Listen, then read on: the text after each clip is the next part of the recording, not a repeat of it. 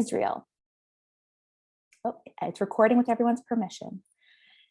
Pearl was hired to run Hasbara Fellowships Canada's newly established high school internship program, which has grown to almost 40 high school leaders across Canada.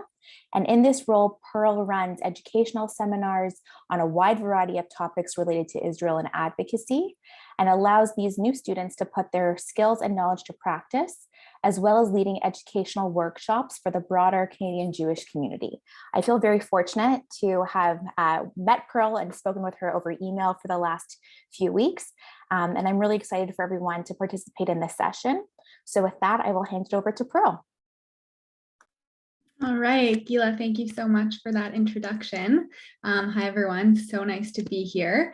Gila, is it possible to just give me screen sharing ability?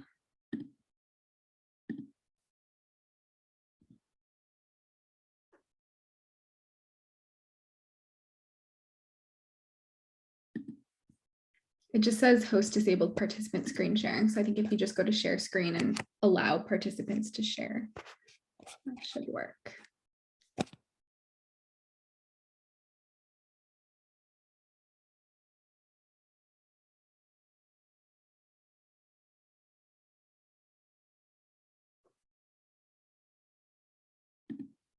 Does that work? No, it still says it's disabled. 1 second. Try now. Okay, that should work. I'm gonna make you a co-host so that you can Perfect. let people in. Oh.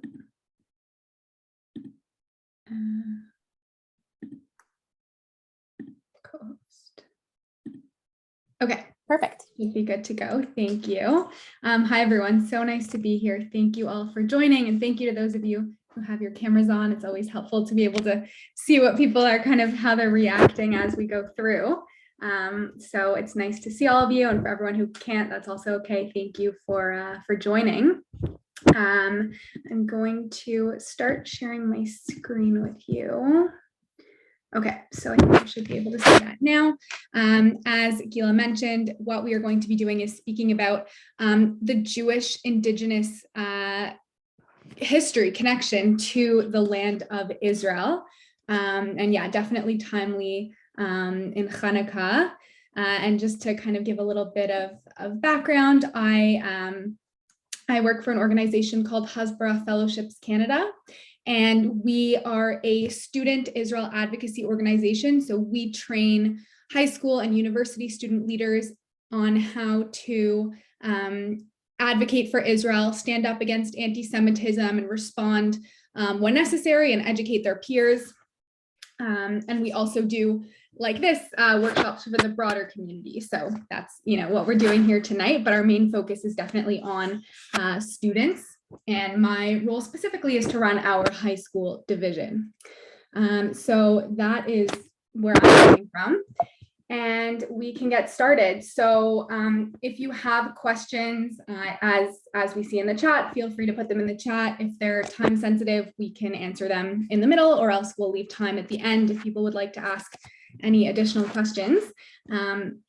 But to give kind of a frame to what we're speaking about, how do we define indigeneity? We need a definition before we can start, discussing whether the Jewish people are or are not indigenous to Israel. And in 1982, the United Nations commissioned an anthropologist, Martinez Cobo, to come up with a definition of indigeneity, because there wasn't really one definition before that. And so he studied indigenous peoples all around the world, issued a very long report, which I read a lot of. And in the report, he sort of says that you can't really come up with like a one-liner dictionary definition of indigeneity, just because indigenous peoples are so diverse all over the world. So what he did instead was he came up with 5 factors, and he said that if a group meets one or more of these criteria, then they could be considered as indigenous peoples. And the criteria, which we'll look at in more depth, are land, so occupying ancestral lands, ancestry, so having common ancestry with the original occupants of the land, having some sort of common culture, whether that's a general thing, whether that's religion, whether that's a way of dressing, a means of livelihood. There are many things that could fall under culture. Having a common language, and residing in a certain area. So according to the United Nations, if a people meets just one of these 5 criteria, then they could be considered to be indigenous, as long as whatever the criteria is tied to the land. All of these things are tied to the land. So culture, it's not just that you have a common culture, you know, maybe in Canada we have a common culture, but we're not necessarily indigenous to Canada, but our culture has to be tied to the land that we are indigenous to. And so what we're going to do is go through these 5 different factors and examine whether the Jewish people meet each one of these criteria. And remember, to be considered indigenous, a group only has to meet one of the 5, but we'll look at all 5 of them. So just so people are aware, the types of evidence that we're going to be looking at includes genetic, archaeological, and historical evidence. Sometimes I think that we might think back to Jewish history and think that the only evidence that we have of our indigenous connection comes from Tanakh, comes from the Torah. And while that's definitely, that would fall under the category of historical evidence, people aren't always as aware that there are actually other types of evidence as well. So we'll be looking at all different types of evidence. So to get into the first criteria or factor, it's land. So do we occupy ancestral lands, or at least a part of them? And we're going to be looking at different aspects of this criteria, different sort of pieces of evidence that we have that speak to the Jewish occupation of our ancestral lands. So the first thing that we're going, and this is the longest section, so they're not all this long. We will not be here for hours. But the first section, we have to start, as I said, okay, it's not that the only evidence we have comes from Tanakh, but that's definitely the oldest and kind of original piece of evidence that we have. So I just picked out a few instances in Torah and Tanakh where we see the Jewish people's connection to this land going all the way back to the beginnings of the Jewish people, and how really our beginnings are tied very much to the land of Israel.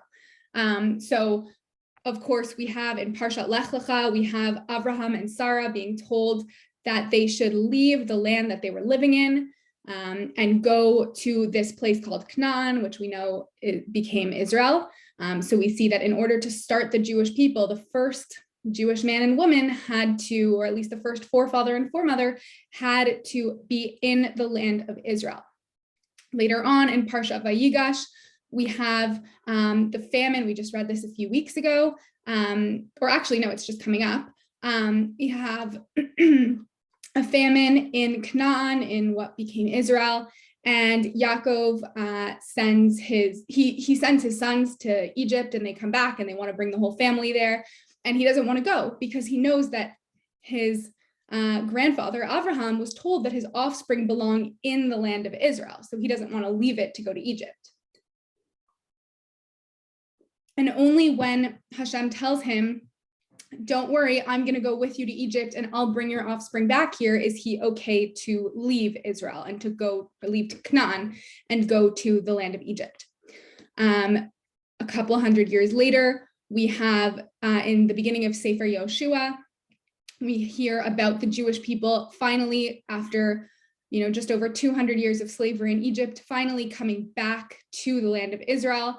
And settling it and really establishing a Jewish presence in the land, right? There are now over 1 million Jewish people that have returned from Egypt and are ready to set up their homes in the land of Israel. And then I have a timeline.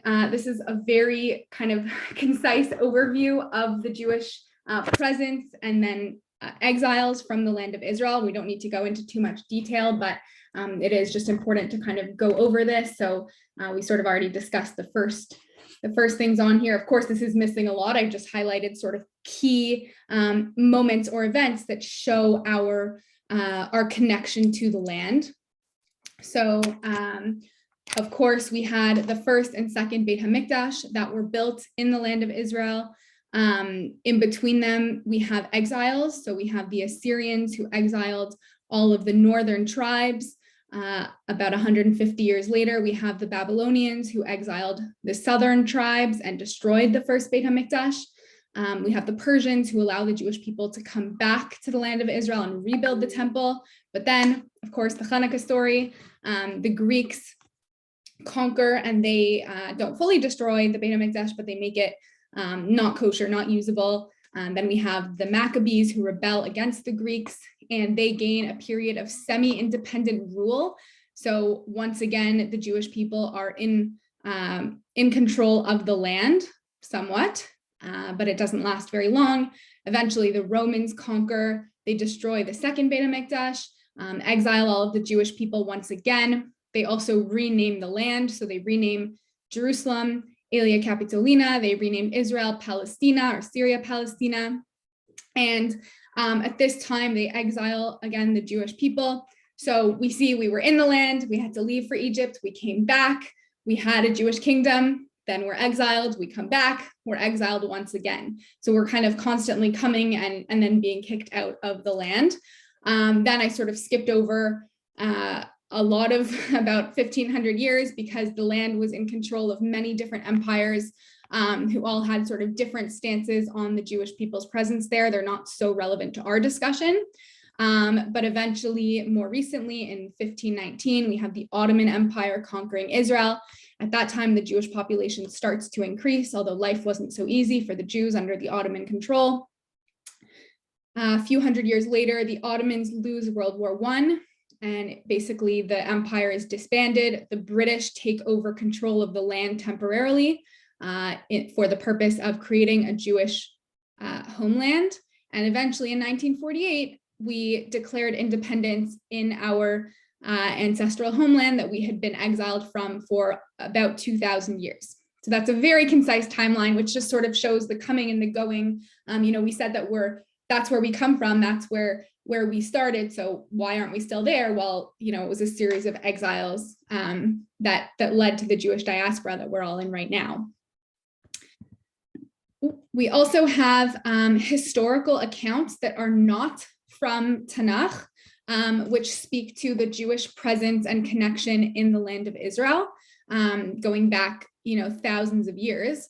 We had the Roman historian Apion, I'm going to mispronounce all of these names, but there are records of his writing about the Jewish temple in Jerusalem. He wasn't writing from a Jewish perspective. He actually wrote quite negative things about the Jewish people, but he did write that there was a Jewish temple in Jerusalem.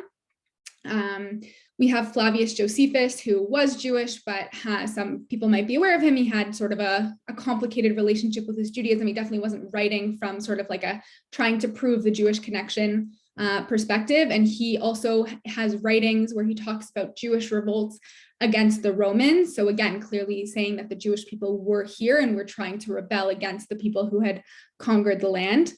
The second two are quite interesting. So we have here a Muslim historian, a very early Muslim historian who was alive during the very, very beginnings of Islam. And he writes a description of the conquest of Jerusalem by the second Muslim Caliph. So when the Muslim leader was taking over much of the Middle East, he was following along and chronicling it. And he writes that this Caliph was approaching the area where the Romans buried the temple at the time of the sons of Israel. So here we have this early Muslim historian who's acknowledging that there was a Jewish temple that was in Jerusalem and that was buried by the Romans, right? It was destroyed by the Romans. And in a more recent text from about 1950, there's a guidebook on the history of the Temple Mount. It was put out by the Supreme Muslim Council in Jerusalem. And in it, it says that the site, meaning the Temple Mount site where there's the Dome of the Rock, the site is one of the oldest in the world. Its sanctity dates from the earliest, perhaps prehistoric times. Its identity with the site of Solomon's temple is beyond dispute.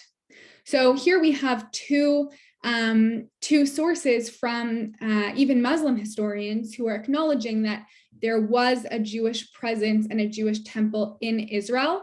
This is, of course, relevant because today there are certain groups that try to deny that there was ever a temple there. They say that there's no evidence, that it's all made up. But here we see, looking back to a little bit further in the past, not even too long, and we see that there was an acknowledgement of this presence in the land. We also have a lot of architectural evidence of the Jewish presence in the land going back thousands of years. For anyone who's been to Israel, I'm sure you've seen some of these sites. Not all of them are in Israel, actually, but we have obviously the Kotel, the Western Wall, which was a part of the Second Temple outer wall, outer gate almost. We have, this is actually a picture that I took on a trip that I went on to Israel with Hasbara Fellowship. There's an ancient mikvah that is on the pathway from Hebron to Jerusalem, to the old city. Dates back to the Second Temple era, and it likely would have been used by pilgrims who had visited Marah HaMachpelah, the cave of the patriarchs. And then when they were on their way from there to Jerusalem to visit the Beit HaMikdash, they would have had to immerse in a mikvah because they had come from a cemetery in order to enter the holy city. So we have that. You can actually go inside of it. It's very cool. Of course, we have the Arch of Titus, which is in Rome, and it depicts the Roman conquest of the looting, really, of the temple of the Beit HaMikdash. There's also a lot of artifacts. I think, like, constantly in the news, there are new artifacts being found on different digs in Israel. I just saw the other day a young girl found a coin, I believe. I can't remember what period it was from, but there's a lot of artifacts that point to an ancient Jewish presence in the land, from seals to coins to decorative objects that match the description of decorations in Tanakh. Many. These are just a few examples that I pulled out, but there are many different examples of artifacts that were found in Israel. This isn't exactly evidence, but something that I just find interesting is many of you probably know that when the Zionist movement was sort of gaining speed in the late 1800s, there were several offers by the international community for other places that the Jewish people would be given land to start their country. The most famous probably being Uganda. There were places in South America. There were a few offers where they said, here's this piece of land. I guess there weren't too many people there, or they just didn't really care about the people there, but they basically said, you can start a Jewish country in this land. And while there were some leaders within the Zionist movement who were okay with this idea, ultimately the offers were turned down because it's not that they just wanted a Jewish country somewhere. They wanted a country in our ancestral homeland. That's specifically what they were looking for. And they knew that we had this ancient connection to the land. Even those leaders who were not religious in any way, they knew that ultimately and decided that the Jewish state had to be created in our ancient ancestral homeland. So that's the first section. Talking about land. Generally, I will sort of do a poll or something when I'm speaking to younger students. I don't think we have to do that, but I think if I were to ask if you think that we can check off the criteria of land, do we have a connection to the land? I think that would be probably a yes from everyone. If not, feel free to put a question in the chat. But as we said earlier, really, the United Nations only requires a group to meet one of the 5 criteria. So technically, we could stop the session here and say, okay, we know we're Indigenous, but we're gonna look at the other criteria as well to just build a stronger and more well-rounded case. So the second criteria is, do we have common ancestry with the original occupants of the land? So I told you this section would be a little bit shorter. So an interesting question to consider is, so we say, okay, you have to have common ancestry with the original occupants of the lands. So something you don't have to answer, but you can kind of think about for a minute is, what might someone bring up? What argument might they bring up to say that the Jewish people do not fit this criteria? We do not have common ancestry with the original occupants of the land. So typically the answers that I will hear are that either that Abraham and Sarah, we looked at a quote earlier that said that they came to the land, they weren't born there.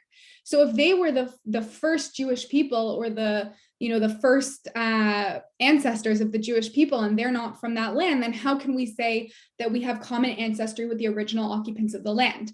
That's usually point number one that people will bring up. A second point that people will bring up is that there were other people there. When Abraham and Sarah came, they weren't the first ones. There were other people who were already there. So wouldn't they be indigenous?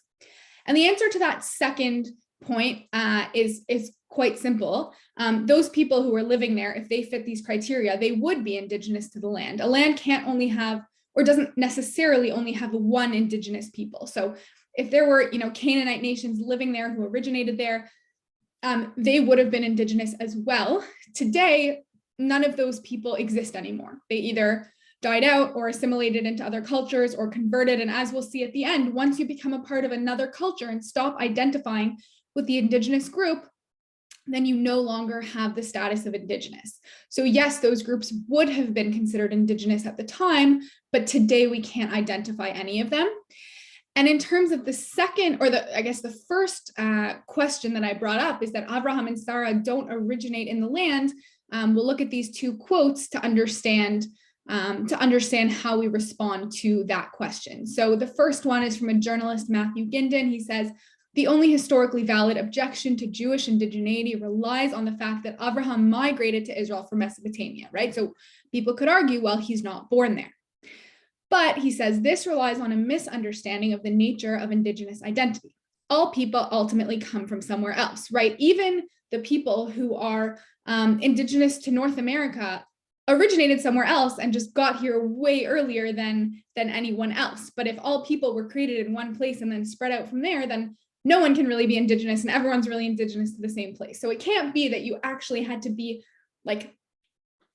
created in a place that you're indigenous to. That can't be what this means. So he explains, all people ultimately come from somewhere else. What makes a people indigenous to a place is their having become a people in that land. So the Jews became a people in Israel, meaning it's not that the very first Jewish person had to be born in a specific place. It's where were we as the Jewish people born? Where were we born? Where did we become a people? And that, the answer is Israel. That's where we became a nation. That's where we first had sovereignty. That's where our culture developed.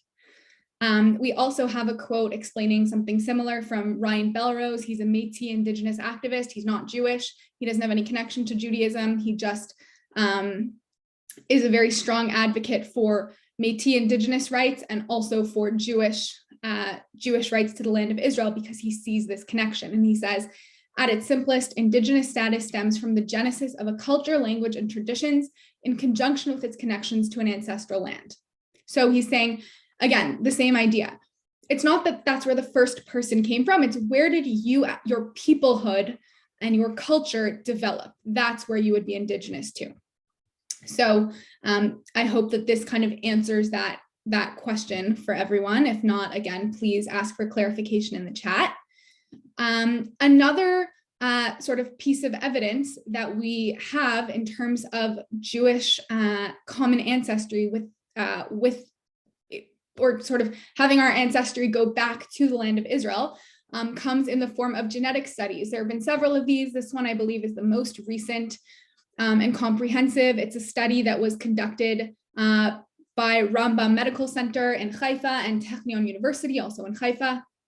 They conducted a genome mapping study where they mapped the genes of Jewish communities around the world that represent 90% of Jews worldwide. So they studied different communities that were diverse and that could represent 90% of Jews worldwide. And they had three interesting findings. The first is that Jews around the world, except for India, Georgia, and Ethiopia, which are three of the oldest diaspora communities, so this sort of makes sense, but all other Jews around the world share more genetic similarities with each other than with their non-Jewish neighbors. So even Jews who had been, in the Middle East for centuries are still more similar genetically to Jews who were who were in Europe or South America or Australia or anywhere else in the world, we're more closely related to each other than we are to our next door neighbors. Jews are also more similar genetically to non-Jewish people of the Levant, which is the region that Israel is in, than their non-Jewish neighbors are to non-Jewish Levantines. So our genes, all Jews around the world, are more similar to non-Jewish people who originate from the Israel region than our non-Jewish next door neighbors would be to those same non-Jewish people of the Levant. So again, seeing a connection between all Jews around the world to that region. And 90% of Jewish people worldwide can trace their genes to the Levant region. So, not only do we have sort of the fact that we were culturally born in the land of Israel, but also our genes really show that connection. The third criteria is culture. Do we have a common culture that is tied to the land? There are many different things that could fall under this category. I chose to focus on religion. That's one of the examples given because I think that's the one where we kind of have the most to discuss. It's possible that one could make an argument for one of the other examples given, but here we're going to focus on our religion as being our common culture. So if anyone wants to put in the chat, how many times do you think that Jerusalem is mentioned by name in Tanakh? So not alluded to, not referenced, but Yerushalayim actually showing up in all of Tanakh. I'll give you a minute to put your guesses in the chat. Don't Google it, please.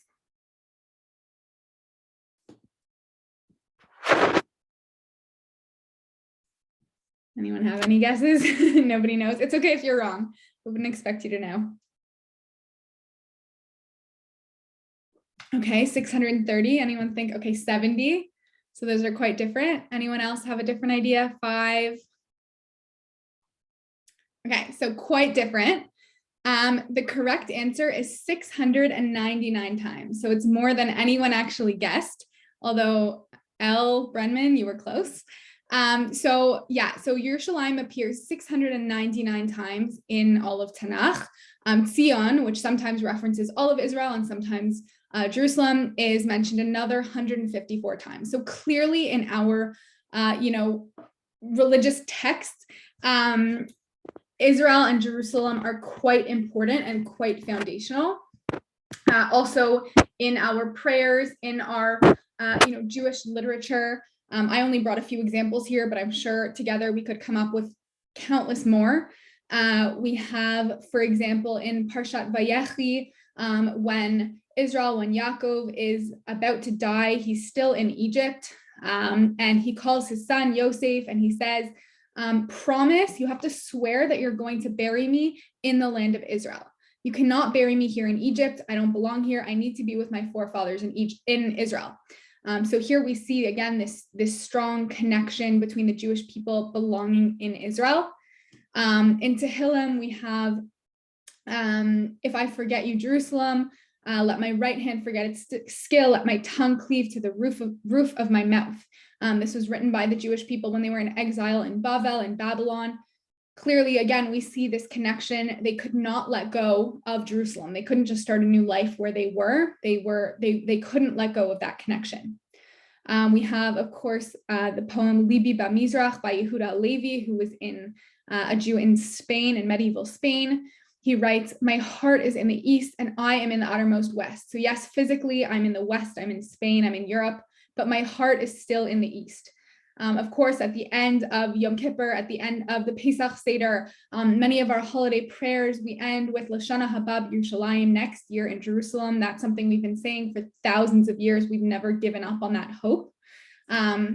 Of course, in the Shemona Esrei, there are multiple references to returning to Israel, rebuilding Israel. So clearly, Israel is something that is extremely central and foundational to Judaism. You can't really separate Israel, the land of Israel, from Judaism as our religion. Of course, there are many mitzvahs that can only be fulfilled in Israel. Many of the mitzvahs that refer or that connect specifically to the land, to farming, even just walking a few steps in Israel is a mitzvah. So again, our religion is very much tied to this land. So again, I think we can check off culture as well. If anyone disagrees, feel free to put it in the chat. But the next criteria is language. So do we have a common language? So it says it doesn't have to be, it could be the only language you speak. It could be your mother tongue. It could be the way that you communicate in your families. There's different ways that this could play out. And I think it's probably everyone can agree that if we had to pick one Jewish language, it would be Hebrew. That's the language that you can, our Torah, Tanakh is written in Hebrew. If you were to, travel to a different country and find yourself in a Jewish community, Hebrew is often the common language that you can communicate with Jewish people all over the world. So while not every Jewish person necessarily speaks Hebrew, it's, I think, hard to argue that it's not the official language of the Jewish people. Other languages have developed as well, especially with being so long in the diaspora. I put here Yiddish and Ladino being probably the biggest, although there are many other dialects as well that Jewish communities have developed over the years. But as far as I know, they all have some Hebrew influence. Right, so Yiddish, we have a combination of different European languages with Hebrew.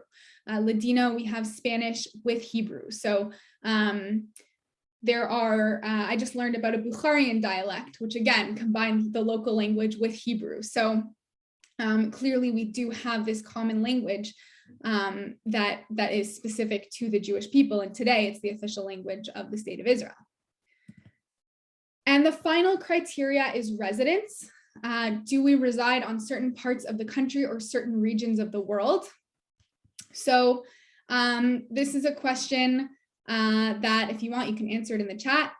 Since the Exodus from Egypt and the Jewish return to the land of Israel, so from the time that we came back to Israel after being enslaved in Egypt, have there always been Jewish people living in the land of Israel? So we talked about coming there, being exiled, coming back, but do you think that there have always been some Jews there, or do you think that anyone think that there were no Jews there? Okay, so it seems like there's a consensus yes, and that is correct. Usually you guys are, you know a lot, because often I get a mix of answers here. So yes, even though there have been multiple exiles and conditions have been very difficult for Jewish people living in the land for a long time, there were some small pockets of Jews who managed to remain in the land, whether that be by hiding their Judaism, whatever they had to do. There were pockets of people who always remained in the land, except for a few small exceptions. There have always been Jews in Jerusalem, in Hebron, in Tiberia, in Akko, and there might be one other. But yes, so Jews have managed to remain in the land. We're the only people who have maintained an unbroken presence in the land from the biblical times. Despite exiles, despite persecutions, Jews have always been in the land. And as well, as we know, you don't have to focus too much on the numbers, but the Jewish population in Israel has increased exponentially in the last few hundred years. And today, Jewish people are approximately 74% of Israel. There are over 6 million Jews in Israel. And these numbers are about a year old, so more now. So clearly the Jewish people do have a presence in the land of Israel. So the question is, why does this matter? Why are we talking about this? Who cares if we're Indigenous? What's the relevance to our lives, to Israel advocacy? What's really the connection? And so I'll just summarize, and then I'm happy to open it up if people have questions or comments. But I think there are three main takeaways that I hope everyone will sort of come away from this session really knowing and understanding. The first is that the Jewish people are not colonizers to the land, and Zionism is not a colonial enterprise. That's something that we see a lot. It's all over social media, it's on the internet. It's something that is almost one of those things where people say it enough times and it just seems to be correct. Like that, you know, Zionism is a colonial enterprise. We see it all the time. But the definition of a colony or a colonizer is a country that, or an empire that goes out and conquers land that did not belong to it, that it had no connection to, and takes control of that land. And what we know based on all of this history is that the Jewish people are the opposite of that. We are, you know, I've heard it described that Zionism was the world's most successful indigenous liberation movement, I think is what I heard. We were coming back to the land. It's not that you can't colonize a land that you're indigenous to. If you have that connection, then it can't be a colony. And we weren't coming from some other country and taking it over. We were just reinstating the Jewish homeland. So that's very important to realize, and that we didn't just show up in the 1800s and decide we wanted it back, right? We saw all of those references, all of those quotes from Tefillah, from Tanakh, showing that we really never gave up wanting to come back. The second important point, and I said we would come back to this, is that indigeneity does not expire after a certain length of time or as a result of living elsewhere. So I read an article written by a Jewish woman who her family had been in Spain for quite a long time, and like hundreds and hundreds of years. And she said that maybe initially my ancestors were indigenous to Israel, but my family's been in Spain for hundreds of years, so I'm no longer indigenous. And that's not how indigeneity works. There is no time, there's no expiration date on it. The only way to lose one's indigenous status is to stop identifying with the group that is indigenous. So if someone were to convert to another religion or denounce any connection to the Jewish people, then they would no longer be considered indigenous to the Jewish people. And that's why I said those groups, the Canaanite nations that were in the land of Israel in biblical times, if we knew who they were today and they were still living as Canaanites, first of all, I don't think that would be very good, a good way of, of living today, or very acceptable. But if they were to do so, then they would also be indigenous to the land. It wouldn't take away from our indigeneity, but they would also be indigenous. However, all of those groups either died out or were forcibly converted or chose to convert to other religions and join other groups. And if they joined a group that is not indigenous to the region, then they no longer have that indigenous status. So that's the second point. And the third is that, as far as I know and understand it, the Jewish people are the only people who would meet the United Nations indigeneity factors for the land of Israel, because those groups that we spoke about don't exist anymore in any identifiable way. So those are the three main takeaways. And just before we open it up, I just wanted to share this. If anyone would like to be in touch with me, be in touch with anyone else from our organization, you can, take a screenshot, take a picture of this, reach out to us. We also share a lot of content on our social media, educational content, information about upcoming workshops and sessions. So maybe I'll leave this up here for a minute while you can, take a note. And Gila, I don't know if you got any questions in the chat, or if you want to just open it up to people to ask. Sure, I'm going to open it up after I just say one thing. Number one, thank you so much. It was an incredible presentation. It reinforces our connection to the land, to the people of Israel, to remember that we are one nation, regardless of what we look like and where we live today. We are Judean, and I've seen that hashtag a lot on social media lately. If someone says, "What are you?" which lots of Jews get, and you don't know how to answer that. Am I Jewish? Am I Canadian? Am I whatever? And people are starting to say, I'm Judean, and it reinforces our connection to the land. So thank you so much for giving us those proof points to give us the strength. Right now, you are all able to unmute yourselves if you have any questions. If you're more comfortable to put it into the chat, you're welcome to do that as well. But let's give a few minutes for anyone who has any comments or questions. I think it's interesting, Gila, the point that you brought up about, saying online, what are you? I've had people ask me, students, family members, friends, ask me, when I'm filling out one of those demographic surveys, like a census or anything like that. What do I put? Like there's usually all these different options. And the one that we seem to fit the most likely, at least as Ashkenazi Jews, is, white Caucasian, but really we're not. And I think a lot of people are realizing they used to just, including myself, just check that one off because it's simple, it's easy. And lately, a lot of people have been telling me, maybe I should put other and put Jewish because we're a different ethnic group. The genetic studies showed that. And why not acknowledge that and try to kind of make that known? Yeah. I was also reading a paper that unfortunately the first community to acknowledge Jews as non-white is the medical community, unfortunately, due to all of the diseases and Ashkenazi panel things that come to us as Jews. But I think it's really important if you yourself want to identify as Judean or as Jewish first, then we should be proud of that. And the more of us who are proud of that and who speak on that, I think the more accepted it will be. And the tougher it will be for others to deny our Indigenous connection to the land. Yeah. So I haven't received any questions. I think that just shows how amazing the presentation was. So Pearl, thank you again so much. If anybody has any questions, you can reach out to me. The recording of the session will be sent out in our weekly email, and I will make sure to have anybody who wants to get in contact with, we do have a question. Pearl, how are you being received in high schools? Great question.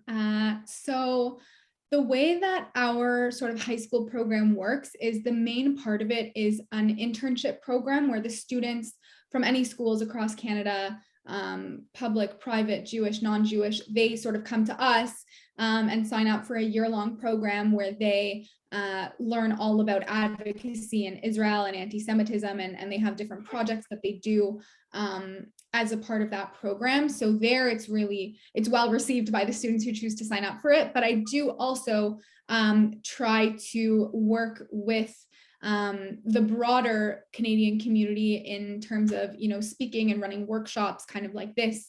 Sometimes they look a little bit different with different high school students around the country. Usually they are with Jewish, either schools or groups within schools. So different Jewish youth organizations have clubs within public schools that I will often speak at. And the reception is usually quite good. We are also involved sometimes with things going on, for example, with TDSB. Our director actually just published a really great op-ed in the foreword about the current issues going on in TDSB. But we have at times offered workshops, if there's been an anti-Semitism problem, often offered to give a workshop. I don't think we've ever been taken up on it.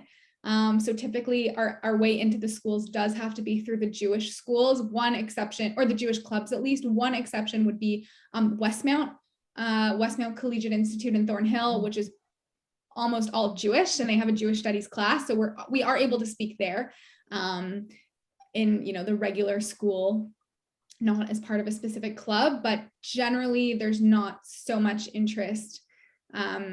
We'll do other things, we'll write letters, we'll contact administration, we'll support our students in doing those things, but there hasn't been much opportunity to actually speak directly in the public schools, unfortunately. Thanks, Pearl. I'm going to hand it over to Robin Gofine, who's the president of Shomayim, for a few more words. Thank you. Good evening, everyone. I'm Robin Gofine, and on behalf of Shomayim, I really want to thank Gila Brenman Spiegel for conceiving of this program. She approached me several months ago as we were trying to get our adult education committee off the ground, and what she said to me at the time is that she was passionate about Israel advocacy and ensuring that people have the tools and the equipment to be equipped to advocate for Israel. And it was really a goal of hers to bring great content to our shul in order to continue to educate our shul and ensure ultimately that we have a strong, secure Israel. So Gila, I want to thank you on behalf of all of us for bringing this to our shul, this critically important topic, and really springing a new focus for us, and we look forward to having you build upon the platform that you've established. And thank you for organizing it and for bringing such a fantastic program to all of us. Thank you, Robin. That's very kind of you. I hope to see Pearl a lot more in our programs. And There's a lot of Chag Sameach, sessions, everyone. so I would love to be back. Thank you all for having me. Amazing. Thank Chag you. Sameach, everybody. Chag Sameach. And we'll speak soon. Thank you. Thank you.